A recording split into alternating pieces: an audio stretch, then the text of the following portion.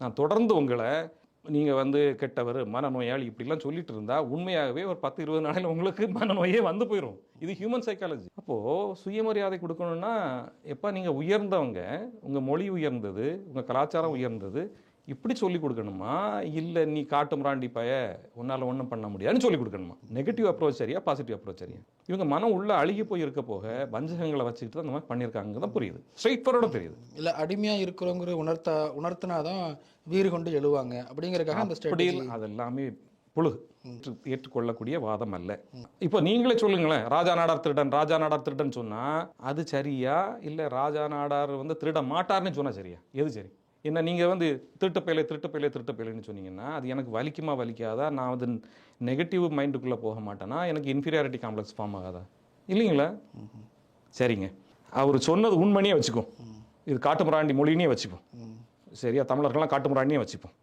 அவர் தான் திருக்குறளுக்கு மாநாடு நடத்தினாரு இப்படிலாம் சொல்கிறாங்களா? அதே ஆள் தானே திருக்குறள் மலம்னு சொல்லியிருக்கிறாரு இல்லையா? இப்போது நீங்கள் கிறிஸ்தவர், உங்களுக்கு பைபிள் மேலே ஒரு மதிப்பு மரியாதை இருக்குது, நம்பிக்கை இருக்குது. நான் வந்து ஒரு பேட்டி கொடுக்குறேன்னு வைங்களேன், பைபிள் வந்து மலம்னு சொன்னால் கிறிஸ்தவர்களுக்கு எவ்வளோ வலிக்கும், எவ்வளோ கொந்தளிப்பாங்க. அதே போல் இஸ்லாமியர்களுக்கு அவங்களோட மத நூல் இருக்குது, குரான் இருக்குது, அதை இழிவாக பேசினா மலம்னு சொன்னால் எவ்வளோ வலிக்கும். அப்போது திருக்குறளை மலம்னு சொல்லும்போது தமிழர்களுக்கு எவ்வளோ வலிக்கும். அந்த வலியை வெளியே காட்டாமல் ஏன் இருக்கிறாங்க? இன்னும் சில பேருக்கு அந்த உணர்வு இல்லாமல் இருக்காங்களே. அந்த உணர்வு இல்லாமல் ஆக்கி வச்சுட்டாங்க. இவங்க தான் பண்ணாங்க, அது திட்டம் போட்டு இவன் உணர்வற்று போட்டுமே பண்ணாங்க. அதனால தான் இவனும் வலிக்க மாட்டேங்குது இல்லைங்களா? இப்போ நீங்கள் கிறிஸ்தவர் வந்து வாரத்துக்கு ஒரு தடவை சர்ச்சுக்கு போவீங்க. இப்போ எங்கள் வீட்டிலலாம் டெய்லி சர்ச்சுக்கு போவாங்க. இஸ்லாமியர்கள் ஒரு நாளைக்கு 5 தடவை போகிறாங்க. அந்த நிலைமையில் அவங்க இருக்கிறதுனால அவங்களுக்கு அந்த ஈடுபாடு அதிகமாக இருக்குது. அதை சொன்ன உடனே அவங்களுக்கு கடுமையாக கோவம் வருது. தமிழ் மொழியை நம்ம தினம் பேசுகிறோம் வீட்டில். அப்படிப்பட்ட ஒரு உயரிய விஷயத்தை, அதிலிருந்து வந்த ஒரு பொக்கிஷமான திருக்குறளை மலம்னு சொல்லும்போது அது எவ்வளோ கொடுமையான வார்த்தை. ஏன் தமிழர்கள் அதுக்கு எதிராட்டு இன்னும் ரியாக்ட் பண்ண மாட்டேங்கிறாங்க? சரிங்க, ஃபைன், இவங்க என்னது சொல்லிட்டு போட்டோம். இப்போது நமக்கு பழமொழி உண்டு இல்லையா, அதாவது மஞ்சள் காமாலை நோயில் வந்தவனுக்கு எதை பார்த்தாலும் மஞ்சளாக தெரியும்னு சொல்லுவாங்க இல்லையா? அதே போல் சொல்லுவாங்க இல்லையா, பச்சை கண்ணாடி போட்டவனுக்கு பச்சையாக தெரியும்பாங்க. நான் காட்டு மிராண்டி பயலாக இருந்தால் உங்களை பார்த்தா நான் காட்டு மிராண்டி தான் நினைப்பேன், அவரை பார்த்தாலும் காட்டு மிராண்டி தான் நினைப்பேன். அது என்னோட பிரச்சனை.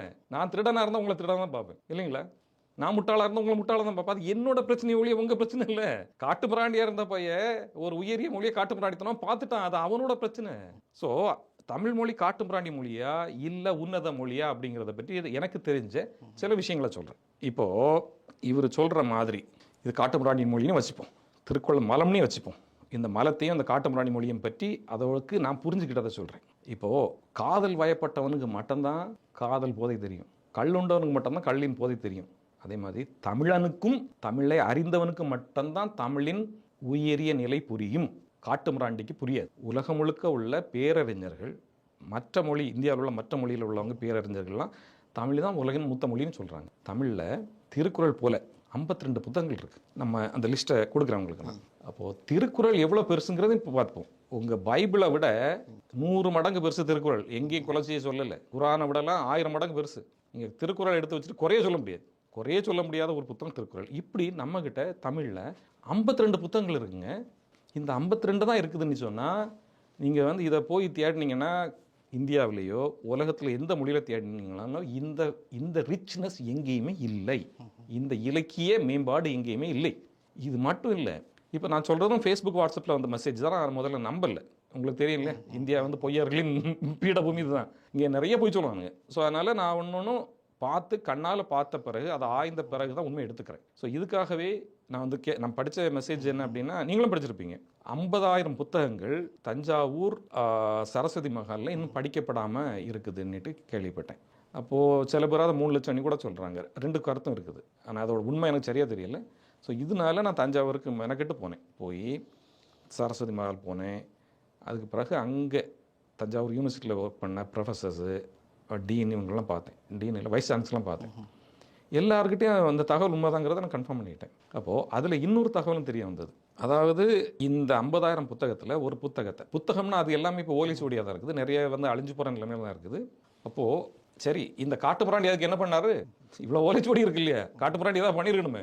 இந்த காட்டு மிராண்டிக்கு தெரியாது இதெல்லாம். அப்போது இந்த 50,000 ஓலைச்சுவடிகளில் இருந்து ஒன்று வந்து அவங்க புதுப்பிக்கிறாங்க, ரீரைட்டிங்னு சொல்லலாம். அதாவது நமக்கு அந்த வட்ட எழுத்துக்கள் இருக்கும் இல்லையா, அதை இது பண்ணுறாங்க, புத்தக வடிவத்துக்கு கொண்டு வராங்க. இது வந்து 700 வருஷத்துக்கு முன்னால் ஒரு சமண துறவியால் எழுதப்பட்டது. அப்போது அதை இவங்க படித்து பார்க்கும்போது ரொம்ப ஆச்சரியமாக இருக்குது. என்னென்னா அணுவியல் கொள்கையை பற்றி பேசுறது இப்போ இருக்க அணு பற்றியும் நம்மக்கிட்ட இன்னும் மேன்மை அடையாத அணுவியல் கொள்கையை பற்றியும் அது பேசுது. அதுதான் ஆசிவமும் சொல்லிச்சது. அணுவை பயன்படுத்து ஆனால் பிளக்காதன்னு தெளிவு பண்ணி சொல்லிட்டு போயிட்டாங்க. சரியா? நான் சப்சிக்வெண்டாக நான் பேசும்போது உங்களுக்கு அது ஆசீவகத்தில் சொல்லப்பட்டிருக்கா அணு சம்பந்தம்? ஆசிவமே அணு கோட்பாடு தான்.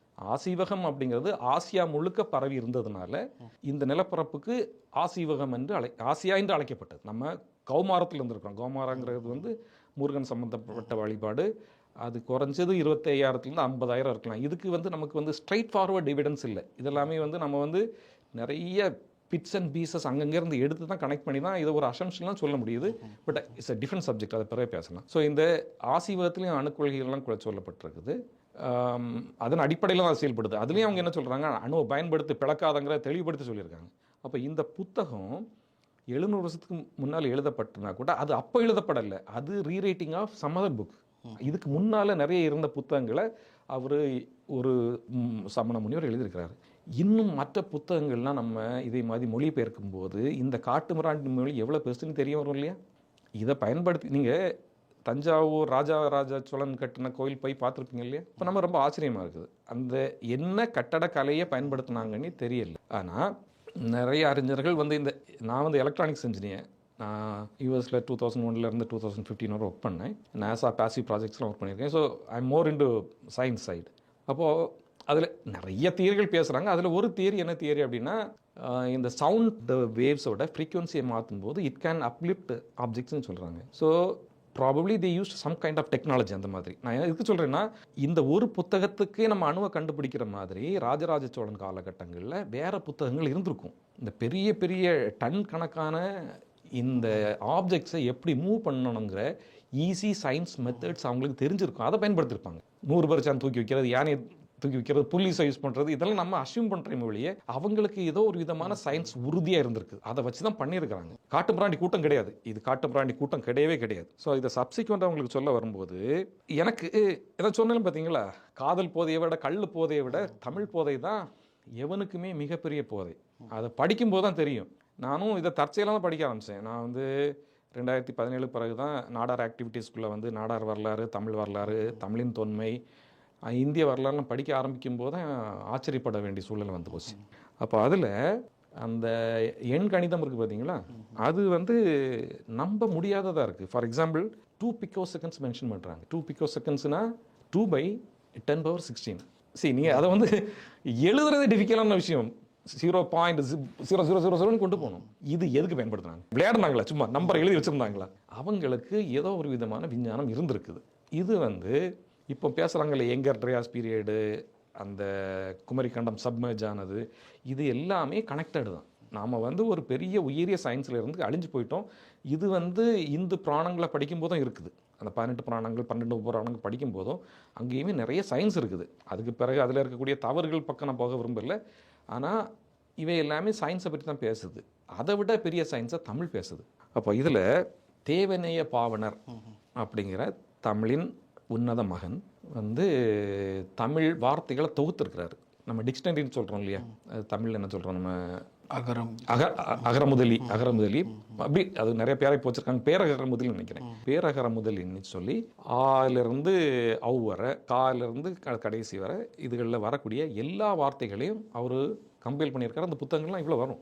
ஒவ்வொரு வால்யூமும் இவ்வளோ இருக்கும், இவ்வளோ வரும். இதில் ஒரு விஷயத்தை கட்டாயமாக சொல்ல வேண்டியது. அதாவது இதில் நான் பிறந்த நாடார் ஜாதி உட்பட செய்த மிகப்பெரிய தவறு பறையர் பள்ளர் என்று சகஜாதிகளை இழிவுபடுத்தி வச்சது. இதில் இப்படி இழிவுபடுத்தி நசுக்கப்பட்ட ஒரு இன்னும் நசுக்கப்பட்டு கொண்டிருக்கிற ஒரு பள்ளர் ஜாதி, அதாவது தேவேந்திர குல ஜாதியிலிருந்து வந்தவர் தான் தெய்வநேய பாவனர். நான் இதை சொல்லக்கூடிய காரணம் என்ன, அவர் இனத்தை அவரோட குடியன்னு சொல்லக்கூடிய காரணம் என்ன, இங்கே எவனும் காட்டுப்பிராண்டி பாய கிடையாது.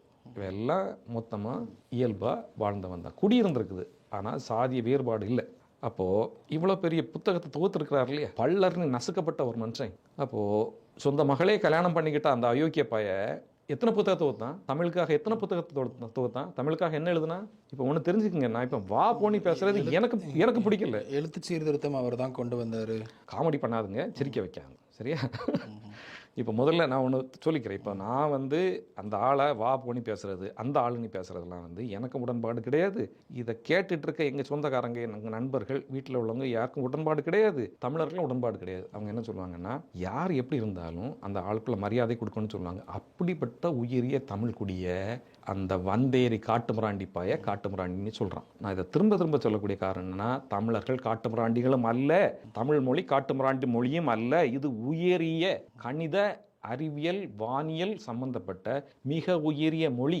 அதான் உங்களுக்கு சின்ன சின்ன அதான் உங்களுக்கு சொல்கிறேன் இல்லையா, சின்ன சின்னதான் சொல்கிறேன். உங்களுக்கு நான் பேசினா 10 மணி நேரம் பேசிட்டு இருப்பேன். ஸோ அடுத்தப்போ இவங்க அதெல்லாம் படித்தா கல்லுண்ட போதை வரும். அதாவது தமிழ் படிக்கிறது ஒன்று, டிக்ஷனரி எடுத்து வச்சு படிக்கிறது வந்து அவ்வளோ தகவல் இருக்குது. இப்போ காலேஜில் படிச்சுட்டு இருக்க பசங்க, ஸ்கூலில் படிச்சுட்டு இருக்க பசங்களுக்கு சான்ஸ் கிடைக்காது. நீங்கள் தமிழையோ வரலாறையோ படிச்சிங்கன்னா நிச்சயமாக தேவநேய பாவனர் எழுதியிருக்கிற பேரகர முதலின்னு நினைக்கிறேன், நிறைய வால்யூம்ஸ் இருக்குது. அது உங்களுக்கு டவுன்லோடும் பண்ணிக்கலாம், பண்ணி ஃபோனில் கூட வச்சுக்கலாம். அதை கட்டாயமாக பாருங்கள். நீங்கள் தமிழில் வந்து தமிழின் ஆழத்தை நீங்கள் கண்டுபிடிக்க முடியாது, நீங்கள் முழுக்க படிக்க முடியாது. 52 புத்தகத்தை என்ன படிக்க போகிறோம்? திருக்குறள் ஒன்று மட்டுமே எவ்வளோ பெருசு. ஆனால் பாவாணரே வந்து திராவிட கருத்துக்களை ஆதரிச்சார், அந்த இயக்கத்துக்கு உறுதுணையாக நின்னார், இப்படிங்கிற கருத்துக்களும் முன்வைக்க தானே செய்கிறாங்க. காமராஜர் ஐயா கூட பெரியார் புகழ்ந்து பேசின விஷயங்களெல்லாம் சொல்கிறாங்க. அந்த காலகட்டங்களில் சரி, எனக்கு தெரியாது. நான் காலேஜ் 86, 90 முடித்தேன். அப்புறம் 2001 2015 வரை யூஸில் ஒர்க் பண்ணேன். நிறைய விஷயங்களை படித்து எனக்கே தமிழோட பெருமை தெரியல.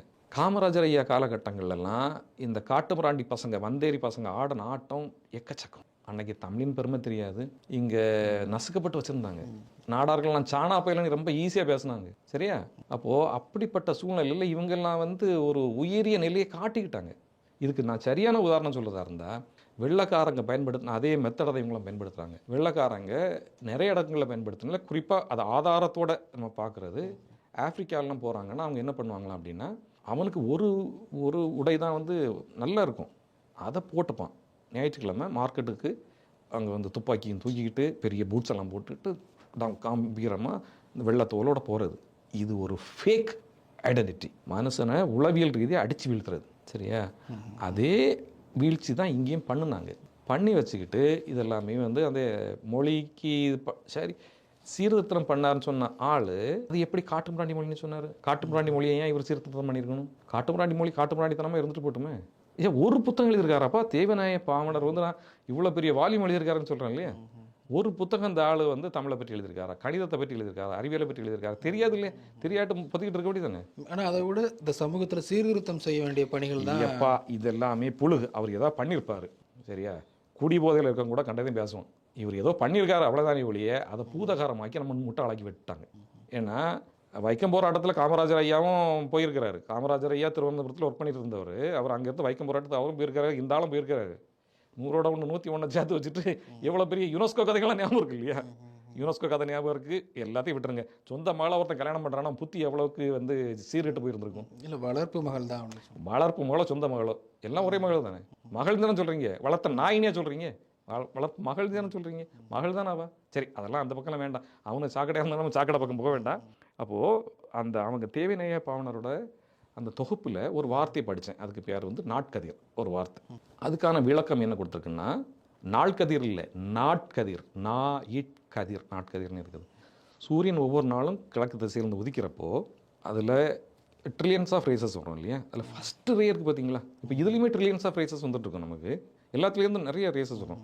அந்த ஒவ்வொரு நாளும் சூரியன் உதிக்கிற போது வர்ற முதல் கதிருக்கு பேர் நாட்கதிர்னு பேர் வச்சுருக்குறாங்க. அப்போது நான் இதை படிக்கிறப்போ இந்த காட்டுமிராண்டி மாதிரி ஏதோ ஒரு காட்டுமிராண்டி குடிபோதையிலையோ இல்லை ஏதோ கவிஞர் வந்து நல்ல கவிஞர் கூட அவர் கற்பனையில் இப்படி பேசிட்டார்னு நினச்சேன். இல்லை, தமிழ் விஞ்ஞானத்தை எடுத்து பார்க்கும்போது இதுக்கு மாற்று கருத்து கிடைக்கிது. நான் சொல்கிறது அது நான் படித்து ஒரு 6 மாதம் 1 வருஷத்துக்கு பிறகு தற்செயலாக ஒன்று பார்த்தேன். இந்த தமிழ் கணிதத்தை பார்த்து வரும்போது அங்கே இன்னொரு டேர்ம் இருக்குது. நான் முக்கடி சொன்னேன் இல்லையே, முக்கடி சொன்னேன்னு நினைக்கிறேன் உங்கள்கிட்ட இல்லையா? இதே போல் முக்கோடி சொன்னா உங்கள்கிட்ட இல்லை சொல்லலை. ஓகே, சொல்கிறேன். அப்போது இந்த நாட்கதிருக்கு இணையில் தொடர்புடைய ஒரு வார்த்தை இருக்குது, கதிர்முனை. இப்போ இங்கே வரக்கூடிய ரேசஸ் எல்லாம் இருக்குல்ல, இந்த ரேஸுக்கு உள்ள முனைக்கு உள்ள விளக்கம் இருக்குது. ரெண்டுமே கனெக்டட். நான் இதை சொல்லக்கூடிய காரணம் என்னென்னா, எங்கிட்ட இதுக்கு முழுமையான தகவல் இல்லையே ஒழிய நம்மளோட யூனிவர்சிட்டிஸில் இதை பற்றிலாம் ஆய்வுக்கு உட்படுத்தப்பட்டால் தான் துல்லியமான தகவல் கிடைக்கும். நான் ஒரு கனெக்டிங் பாயிண்ட் தான் இப்போ அதில் கொடுக்குறேன். அப்போது இதே போல் முக்கோடிங்கிற ஒரு டேர்ம் இருக்குது. முக்கோடிங்கிற டேர்ம் என்னென்னா, இப்போ நம்ம தமிழில் 1, 10, 100, 1000, 10,000 வருது இல்லையா, இப்படி போகிறோம் இல்லையா, இப்படி போகிறப்போ முக்கோடின்னு ஒரு டேர்ம் இருக்குது. இப்போ நமக்கும் இங்கிலீஷில் வந்து மில்லியன், பில்லியன், சில்லியன் இப்படி இருக்கு இல்லையா, அது போல். இப்போ அந்த டேர்ம் நம்ம எல்லாரும் சொல்லுவோம், 30 முக்கோடி தேவர்களே சொல்லுவோம் இல்லையா. இது வந்து வட இந்தியாவில் முக்கோட்டி தேவர்கள்னு சொல்கிறாங்க. முக்கோடி என்ன அப்படின்னா கோடி கோடி கோடி, இதை இணைச்சு எழுதும்போது முக்கோடி ஆயிடுது. இப்போ 1, 10, 100, 1000, 10,000, லட்சம், கோடி. அகெயின் 1, 10, 100, 1000, 10,000, லட்சம், கோடி. இப்படி 3 தடவை எழுதி அதை கம்பைன் பண்ணும்போது தான் முக்கோடிங்கிறது வருது. அப்போ இப்படி எழுதுனவன் வந்து பைத்தியக்கார போயில காட்டு பிராண்டி அதெல்லாம் செய்ய போகிறான். காட்டு பிராண்டி மொழியில் இப்படி எழுதி வச்சு என்ன பிரயோஜனம்? ஆனால் இடைப்பட்ட காலத்தில் ஆரியர்கள் வருகைக்கு பிறகு அடிமைகளாக இருந்தாங்க அப்படிங்கிற செய்தியை சொல்கிறாங்க. இன்றைக்குமே அடிமை தான், இன்றைக்குமே நம்ம அடிமை தான், ஆரிய திராவிட அடிமை தான். இதை நீங்கள் புரிஞ்சிக்காம வந்து வேணா நான் கையை உயர்த்தலாம். இல்லை, திராவிடம் தான் ஆரியத்திலிருந்து மீட்டு. 2 அண்ணன் தம்பி தானே, ஒன்று மீட்டு எடுக்கல, 2 அண்ணன் தம்பி தான். ஸோ சப்ஜெக்ட் டைவர்ட் ஆக வேண்டாம், தமிழை பற்றியே பேசுவோம். அப்போது இந்த முக்கோடி மாதிரி நீங்கள் இந்த நியூமெரிக்கல் சிஸ்டம் 2 பக்கமும், அதாவது நம்ம நெகட்டிவில் போகல, இந்த பிகோ சிஸ்டம் இதெல்லாம் சொன்னாலே இந்த மாதிரி இது வந்து சயின்ஸ் படித்தவங்களுக்கு பார்த்தாங்கன்னா ஆச்சரியப்பட்டு போவாங்க நிறைய. ஓகே, இந்த வீடியோ வழியாக சொல்கிறேன், குறிப்பாக கம்ப்யூட்டர் சயின்ஸில், ஐடி இண்டஸ்ட்ரியில், ஏரோஸ்பேஸில் இருக்கிறவங்கெல்லாம் உங்களுக்கு நேரம் கிடைக்கிறப்போ தமிழோட கணித இன்ஃபர்மேஷனை விக்கிபீடியாவிலே தேடி பாருங்க. அப்போ தான் உங்களுக்கு புரியும் இப்போ நான் என்ன பேசிட்டு இருக்கேன் அப்படின்ட்டு. தமிழ் வந்து அவ்வளோ உயரிய மொழியாக இருந்திருக்கு.